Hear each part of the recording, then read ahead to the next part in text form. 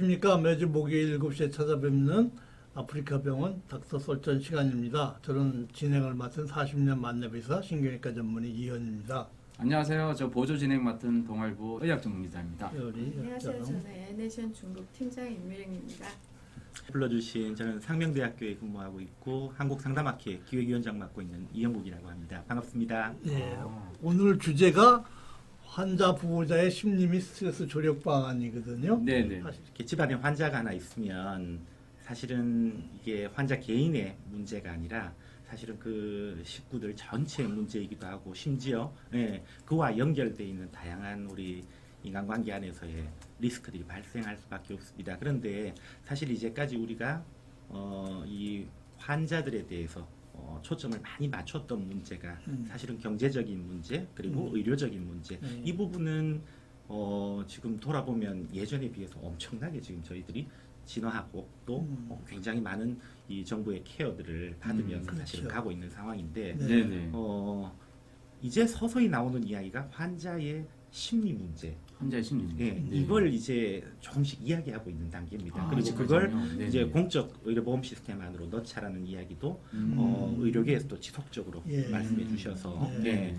신경정신과를 통한 어떤 케어들도 이제 예. 이 수가 안에 넣어야 된다라는 것들이 최근에 이제 여러 가지 이제 토론에서 예. 나오고 있고요. 네네. 그런데 실제로 들여다보면 이 환자가 자신의 병을 이겨나가는 과정은 결국 혼자 이루어낼 수 있는 과정이 그렇죠. 아니고요. 예, 예. 그러다 보니까 특히 우리가 이제 병의 기간이 좀 이렇게 눈에 보이는 이 일명 말하는 단기 치료 환자들의 경우에는 그 리스크를 가족의 예. 사랑이라는 이름으로 예. 충분히 그렇죠. 저희들이 예. 알아낼 수 있는 반면에 예. 보호자의 필요도가 높은 장기 치료 예. 환우들의 경우에는 예. 사실은 그 문제가 가족 해체로 가는 경향성까지도 아. 보이는 만큼 예. 우리가 행복 추구권이라든지 또 가족의 이런 건실한 작동을 위해서라도 네. 많은 관심들을 좀 기울여야 될 필요가 있다 해서 예. 오늘 귀한 자리 불러주셔서 부족하지만 몇 가지 말씀을 좀 드리려고 하고요. 보호자의 필요도가 높은 우리 장기 치료 환우들의 현황들부터 좀 보실 필요들이 있습니다. 요즘 신문에 보면 최근에 이런 기사들이 이제 나오기 시작합니다. 진짜네요. 예, 오. 2019년도를 기점으로 많이 나와요. 환자 네네. 보호자든 더 힘들다라든가 네네네. 보호자 번아웃 문제 이와 네. 관련되는 이야기들이 나오기 시작하면서 네. 우리가 장기 치료 환우라고 구분할 수 있는 분들을 이렇게 상식선에서 보면은요, 암 유병자가 186만 명 정도 된답니다. 국면 28명당 1명 정도가 암 유병자고요. 네네. 치매 환우 같은 경우에도 지금 와. 정확한 통계가 아직 안 잡히고 있습니다만 네. 중앙치매센터 보고서를 네. 보면 한 75만여 명. 숨어 있는 사람이 많아요. 예. 네. 그럼 65세 이상 노인으로 들여다보면 거의 10명당 1명 정도의 아. 이 유병률을 보이는 셈이고요. 네네. 그리고 또 하나의 이 리스크가 큰 보호자 입장에서 질환 중에 하나는 정신질환입니다. 정신질환의 경우에는 그 경중에 따라서 차이가 여러 가지 있겠습니다만은 보건복지부 2016년도 자료가 볼 수 있는 가장 최근 자료더라고요. 네네. 근데 지금 더 많을 걸로 예상합니다만은 한 470만 명. 와, 저게 네. 많습니까? 이제 급성 만성 질환자들. 네. 거기다가 소위 말해 특별한 질병은 없으나 이제 나이가 많으시거나 여러 질병의 끝자리에서 장기 요양을 요구하는 환우들까지 포함하면 사실 우리가 상상할 수 있는 숫자를 훨씬 뛰어넘는 그러네요. 이런 유병자들이 실제로 우리한테 존재하고 있고요. 그리고 그들 주변에는 그들을 케어하고 있는 수많은 보호자들이 있다고 하는 건 저희들이 이런 통계를 보더라도 정확하게 좀 볼 수 있는 것 같습니다. 네.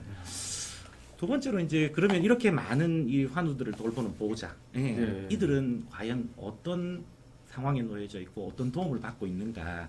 더군다나 또 하나의 큰 몫으로 안아야 되는 건 경제적인 요인, 사회적인 요인과 함께 병이 악화가 되면 판단 능력을 대체적으로 좀 잃게 됩니다. 그렇죠. 환자들은. 네. 그러다 보니까 네네. 이 환자와 관련된 것뿐만 아니라 환자가 가장일 경우에는 집에서 결정해야 될 대부분 의사결정과 판단 또한 보호자의 몫이 되다 보니까 환자가 겪는 이런 심리적 네. 짐보다 훨씬 더 많은 짐을 실제로 질 수밖에 없고요. 네네. 그러다 보니까 치료 요양을 위한 뭐 의료 경제적인 문제를 제외하고 또 우리 환우들은 참 보호자들은 환우를 통해서 수많은 신체적, 정신적 이런 어려움을 겪을 수밖에 없다라고 하는 건 분명한 사실인데 우리가 어찌 보면 그건 가족이니까 당연한 거야 라고 이제까지 어쩌면 그렇죠. 좀 놓진 예. 않았는가. 예. 예. 예.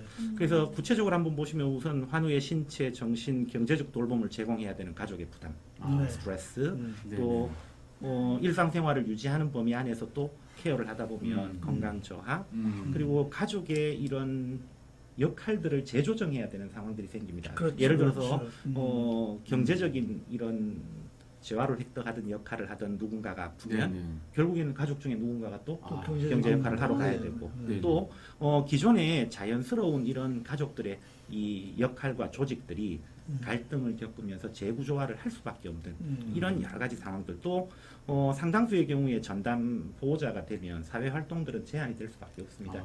결국에는 요즘 이제 용어로 많이 이야기하는 것들이 숨은 환자 또는 제2의 환자라고 이제 서양에서부터 이제 이런 이야기들을 하고 있기 때문에 우리도 이제 이 사람들에게 좀 초점을 맞추고 여러 가지 사회 경제적인 정책들을 좀 봐야 될 것 같고요. 다양한 연구들을 이렇게 들여다보면 결국에는 이제 우리 보호자들이 어려움을 심리적으로 겪는다. 뭐 사회 경제적인 건 말할 것도 없고요. 네. 그래서 우리가 이제 장기 치료 환우나 보호자들이 겪는 심리적 어려움들이 도대체 뭐가 있는지를 또 한번 찾아봤습니다. 그랬더니 일반적으로 이제 디스트레스라고 이야기합니다. 환우들이나 그들 보호자들이 겪는 정신적 고통의 총칭이죠. 디스트레스. 네. 어떤 것들이 있는가 보면 일반적으로 뭐 불면, 대인관계, 불안, 우울 이런 것들이 있는데요. 네. 그 중에 제일 높은 것이 보면 우울입니다. 아. 지금 저기 왼쪽에 지금 그래프 보시는 것, 암 환자의 경우에서 나타나는 경우도 그렇고 질병마다 조금의 차이는 있겠습니다만은 우울, 불안, 불면 그리고 외상의 스트레스 어떻게 나타나는지를 제가 네. 한번 찾아봤습니다. 네. 보통 이제 환우들이 디스트레스로 나타나는 게 불안하고요. 제일 많이 나오는 게 심각한 게 우울입니다. 제일 어려움 중에 경제적 어려움, 육체적, 정신적 어려움인데 그 비율을 보시면 우리가 생각했을 땐 경제 어려움이 제일 클 거다. 저는 이렇게 생각했거든요. 네. 근데 지금 네. 보시는 것처럼 1대 1대 1 정도 됩니다. 네, 조사 결과들에 따르면 네, 네. 두 번째로 또 하나는 언제 그러면 네. 암의 경우를 한번 들여다봤는데요. 네. 언제 그러면 방금 말씀드렸던 이 힘든 강도가 네. 특히 경제적인 요인은 시간이 흐르면 흐를수록 심해져요. 그래프가 올라가는 걸 아, 그래요? 확인할 수 있습니다. 네. 그런데 정신적 요인은 오히려 초기가 훨씬 더 힘들기 때문에 초기에 우리가 어떤 방법으로든지 좀 개입을 해주면 아, 충분한 그러네요. 가능성들이 있겠다 하는 생각들이 좀 들었고요. 그러면 네. 환자의 정신 상태가 안정이 되면 결국에는 보호자도 훨씬 더 이 전이나 역전이가 덜 일어나기 때문에 수월한 상황 안에서 환자 보호가 일어날 가능성들이 실제로 굉장히 높다라는 거. 우리가 환우 돌보는 보호자들에 대해서 소극적인 이유들은 그들도 소극적이었어요. 그러니까 조금은 죄인스럽고, 내가 더 잘 이렇게 못 챙겨서 그렇고, 그러다 보니까 그들의 스트레스 관리나 심리 상담이나 심리 치료에 대해서 네. 더 소극적으로 아. 이 모습을 보이는 특성들이 있어서 사실 그분들 입장에서도 도움의 손길을 밀고 싶어도 어려웠고요. 네. 여러 가지 의사결정들까지 본인이 다 해야 되는 이런 이유로 인해서 굉장한 책임의 부담감을 갖게 되고요. 또 한편으로는 죄책감도 가지게 됩니다. 내가 좀 더 잘했으면, 좀 더 챙겼으면. 네. 그리고 환우 보호자로서 생기는 다양한 디스트레스인데 그 가운데 특별히 정서반응과 연결해서 보면 불안, 우울 등 기본 장애들이요 가장 높게 나오고 이 불안과 우울은 또 재밌게도 상관관계가 있어서 같이 올라가요. 환자 보호자들의 정신건강 관련해서 뭘 도와줘야 되는가를 봤더니요. 첫 번째로는 교육이에요. 교육요. 네. 여기 우리 전문의 선생님 계시지만 네. 저도 실제로 병원에 가면 아는 게 별로 없잖아요. 전 전공이 의학 쪽이 아니니까. 네. 그러다 보니까 질병 관련 정보나 그때 대처 방안들, 그러니까 의사결정과 함께 환자를 다독일 수 있는 이런 가장 기본적인 질병 정보에 대한 교육들부터 네. 두 번째로는 우선 첫 번째로는 보호자 입장에서는 환우의 심리가 제일 걱정인데요. 환우의 심리 변화에 대처할 수 있도록 보호자들에게도 다양한 이 심리 변화에 따라서 겪게 되는 여러 가지 이 어려움들에 대한 심리 지원 이 상담들이나 교육들을 우리가 제공해 줄 필요들이 좀 있겠다. 그리고 이걸 조금 더 이렇게 키워보면 가족 상담. 가족 상담. 네.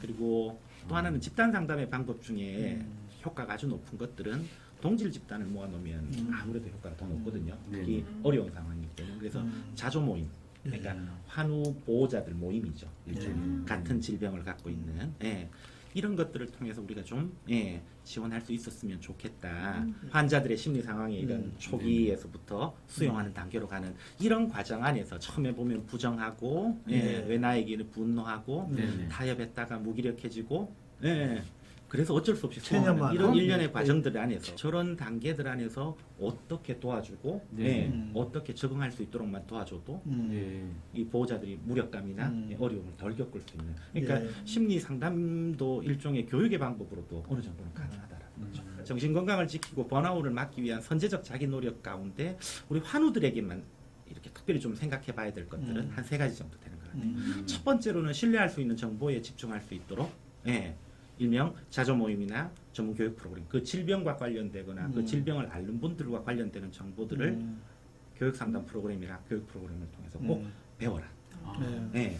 알면 덜 불안하고요. 그리고 알면 덜 걱정돼서 덜 우울해지고. 두 번째로 또 하나는 이게 보호자 입장에서 보면 네네. 이렇게 슈퍼맨이 되려고 하는 심리들이 있어요. 그렇죠. 예. 돈도 벌어야 되고, 네. 그다음에 보호 잘 챙겨야 되고, 네네. 그래서 이런 부분에 있어서 오히려 일상과 간병 사이에 균형을 잡아갈 수 있도록 우선순위를 매기는 연습들을 자꾸 하셔야 됩니다. 네. 세 번째로 또 하나가 이제 그 관점 안에서 그러니까 내가 다 못하면 네. 결국에는 환자가 생기면 가족 간에 이런 역할 재조정은 있을 수밖에 없습니다. 네. 그래서 상황에 맞춘 가족 역할 범위를 정하고 가족 역할을 재조정하셔야 되고요. 네. 그때 꼭 중요한 건 한계를 인식하셔야 돼요. 한계. 다 해줄 수는 없다. 다 해주시죠. 그래서 네. 저는 가급적이면 그 한계 설정을 공유해서 환자도 자주적으로 자기가 할 수 있는 부분을 최대한 스스로 할 수 있도록 지금 말씀하신 도움 문제가요. 주는 것도 필요합니다.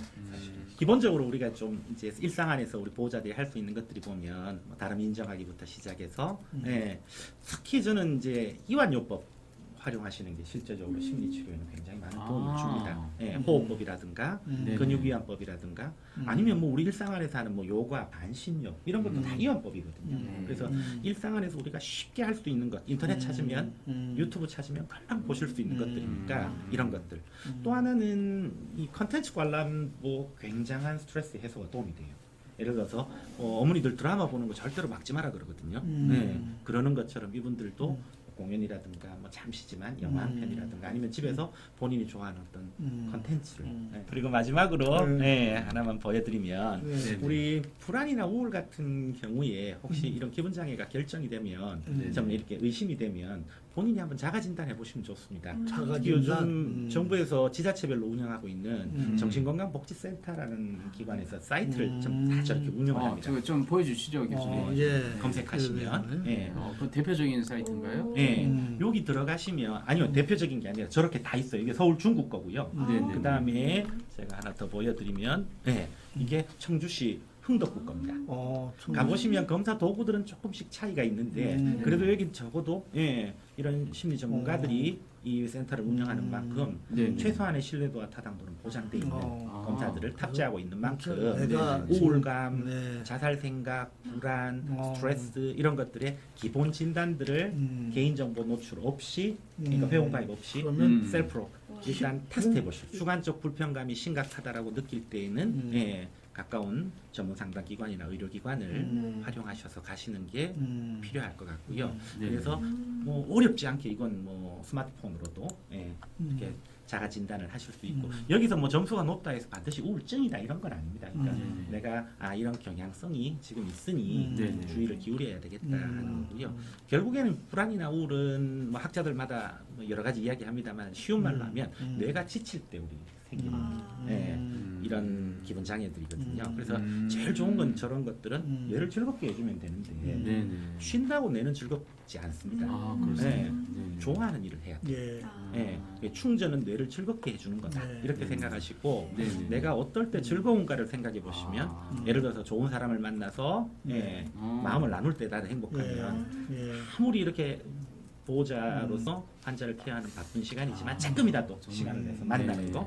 그 다음에 좀 전에 제가 문화 콘텐츠 이야기했는데 그러면 영화 한 편이라도 보러 가시는 거. 또는 자연에서 느낀다. 그럼 가깝지만 산책 한번 다녀오시는 거.